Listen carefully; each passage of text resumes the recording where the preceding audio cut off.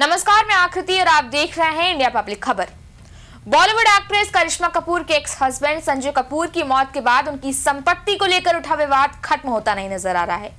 दरअसल साल 2025 के जून महीने में संजय कपूर की हार्ट अटैक से मौत हो गई थी, जिसके बाद उनके 30,000 करोड़ रुपए की प्रॉपर्टी के मामले में करिश्मा कपूर के दोनों बच्चे दिल्ली हाई कोर्ट पहुंचे थे। असल में ये विवाद 21 मार्च 2025 को बनी एक वसीयत को लेकर हो रहा है और दिन ब दिन और गहराता भी जा रहा है। और इसके केंद्र में है संजय कपूर की तीसरी पत्नी और करिश्मा कपूर के बच्चों समायरा कपूर और कियान कपूर की सौतेली मां प्रिया कपूर। जी हां, समायरा कपूर और कियान कपूर ने अपने पिता की तीसरी पत्नी और अपनी सौतेली मां प्रिया कपूर के खिलाफ आपराधिक कार्रवाई की मांग की है। बच्चों ने दिल्ली हाई कोर्ट में दाखिल अपनी याचिका में प्रिया कपूर पर वसीयत को जाली बताते हुए भारतीय न्याय संहिता की धारा 338 और 340 के तहत मुकदमा चलाने की अपील की है। ऐसे में बच्चों ने जो आरोप लगाए हैं, अगर वो सच होते हैं तो प्रिया कपूर की पूरी जिंदगी जेल में गुजरेगी, क्योंकि ये मामला अब सिर्फ संपत्ति बंटवारे का नहीं बल्कि आपराधिक जांच का भी रूप ले सकता है। बार एंड बेंच की एक रिपोर्ट के मुताबिक संजय कपूर की तीसरी पत्नी प्रिया सचदेवा कपूर पर वसीयत में जालसाजी और प्रॉपर्टी पर पूरा कंट्रोल हासिल करने का आरोप लगाया गया है। इस वसीयत में कथित तौर पर संजय कपूर की पूरी प्रॉपर्टी उनकी तीसरी पत्नी प्रिया कपूर को दी गई है।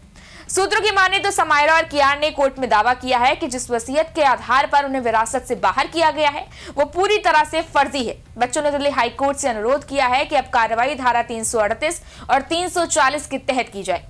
समायरा और कियान ने कोर्ट को बताया कि 21 मार्च यानी कि जिस दिन वसीयत पर साइन होने का दावा किया गया है, उस दिन संजय कपूर और प्रिया कपूर गुरुग्राम में मौजूद ही नहीं थे। उनके मुताबिक दोनों उस समय दिल्ली में थे और उनकी मां करिश्मा कपूर से व्हाट्सएप पर बच्चों के पोर्टुगीज सिटीजनशिप से जुड़े मसले पर बातचीत कर रहे थे। वहीं उधर प्रिया कपूर की ओर से कोर्ट को बताया गया है कि वसीयत पहली बार 10 फरवरी 2025 को ड्राफ्ट की गई थी, फिर 17 मार्च को इसमें संशोधन किया गया और फिर आखिरकार 21 मार्च को गुरुग्राम स्थित AIPL ऑफिस में संजय कपूर ने 2 गवाहों दिनेश अग्रवाल और नितिन शर्मा की मौजूदगी में उस पर हस्ताक्षर किए थे।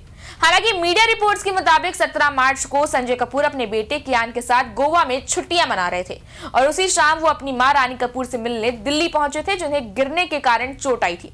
ऐसे में अब बच्चों का दावा है कि ये टाइमलाइन वसीयत में किए गए संशोधन से मेल ही नहीं खाती है। इसके साथ ही दोनों गवाहों यानी कि दिनेश कुमार अग्रवाल और नितिन शर्मा के बयानों में भी वसीयत के गुरुग्राम में साइन होने का कोई जिक्र नहीं है।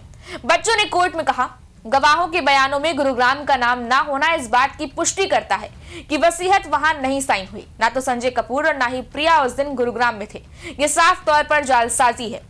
उन्होंने मांग की है कि प्रिया कपूर, संजय कपूर, दिनेश अग्रवाल और नितिन शर्मा के मोबाइल फोन जब्त किए जाएं, क्योंकि प्रिया ने न सिर्फ वसीयत फर्जी बनाई है बल्कि एक फेक डिजिटल ट्रेल भी तैयार किया।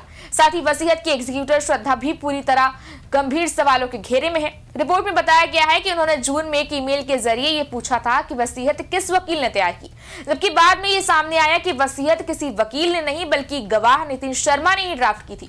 इसके अलावा वसीयत में कई स्पेलिंग और व्याकरण की गलतियां हैं जो इन बच्चों के मुताबिक उनके एजुकेटेड पिता तो कभी नहीं करते। खैर, अब इस मामले में 20 जनवरी को जुडिशियल मजिस्ट्रेट गगनदीप सिंह के सामने सुनवाई होगी और अब अगर आपराधिक धाराएं लगी रही तो जांच और गहरा सकती है।